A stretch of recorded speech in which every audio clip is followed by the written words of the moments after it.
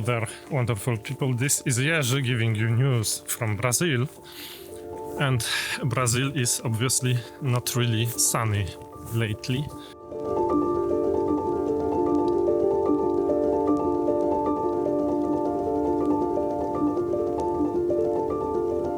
But hey, it will change.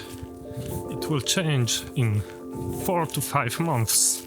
All pleasantries aside, I wanted to tell you that there will be probably very little content about smartphones, about dumb phones on this channel from now on. So please unsubscribe and look for other channels that make this kind of content.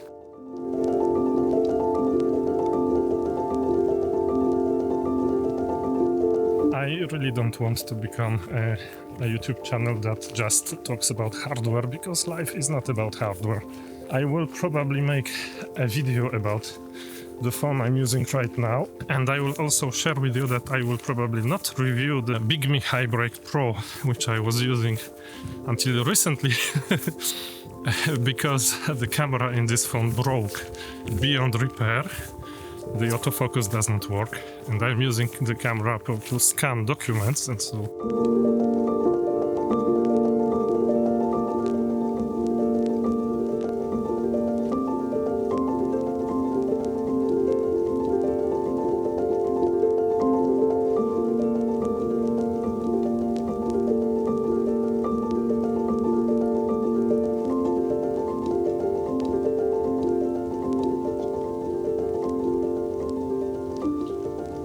I cannot use the scanner anymore because it doesn't recognize the page and the text on the page.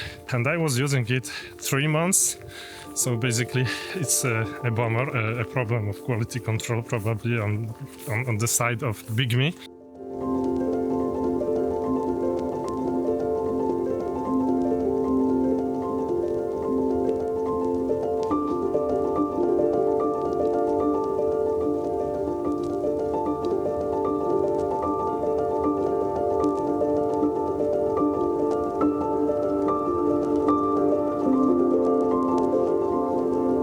And so I will not make a review since I won't be using it anymore.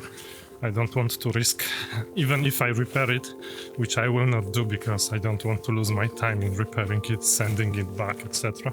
Even if I repaired it, I have lost my trust in this device, and I would probably take a very negative stance on this product.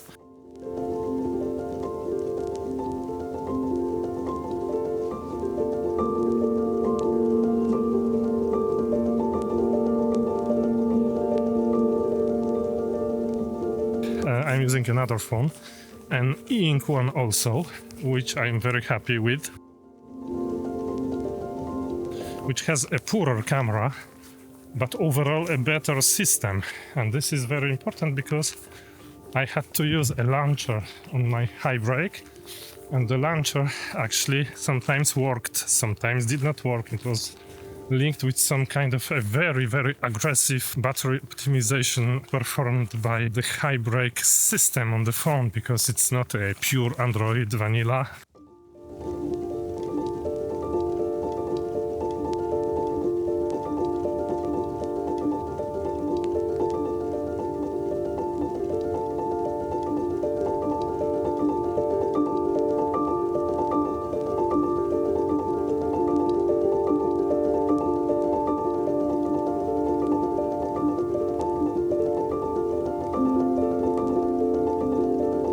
Hibreak variation of a system which takes into account the e-ink display. And this is a good idea, but executed poorly, I'd say, because it killed my launcher, and it was impossible to make it to configure it in such a way that it does not kill it. But there were also other problems which I don't want to share right now, and so I'm using another phone, an e-ink one. I'm very happy. I have to test one more thing, whether there will be the possibility to make some speed dials configuration, but if it works, I will probably share it with you, and that will be it. No more hardware.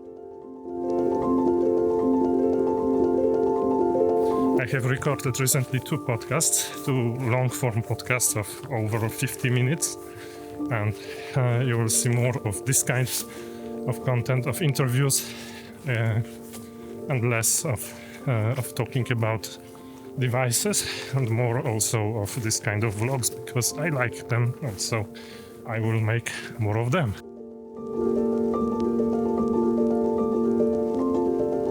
Ida!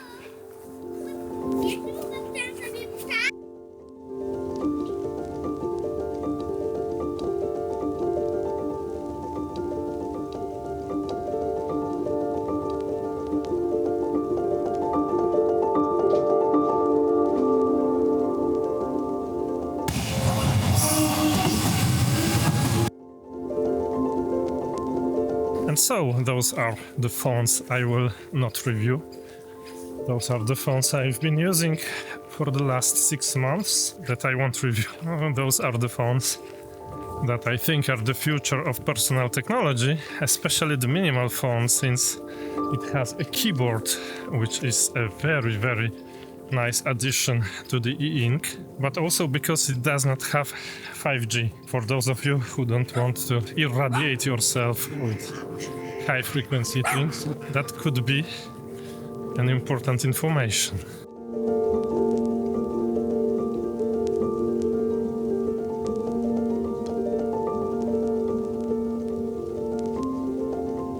But something I wanted to verify before recording this video was as follows. Since the minimal phone has a keyboard, I was hoping to see some kind of a speed dial implemented, and unfortunately it's not implemented at all. I remember I was using speed dial a lot when I used the Unihertz Titan Pocket. It was one of my most loved functions of this phone. I could just long press a key and call somebody, and since you have so much keys with letters, you can assign to names those letters, and it's very, very easy to call lots of people.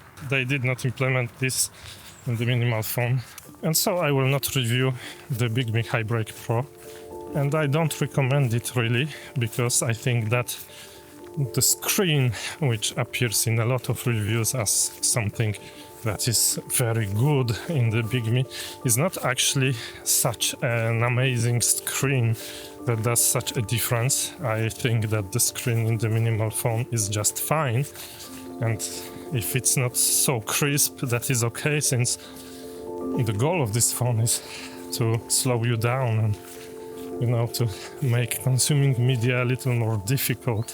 But I think that the camera that broke so fast in the Bigme Hibreak Pro is a big downside of the quality control of this phone and of this manufacturer, and I would much prefer to have a working camera than to have a crisp screen.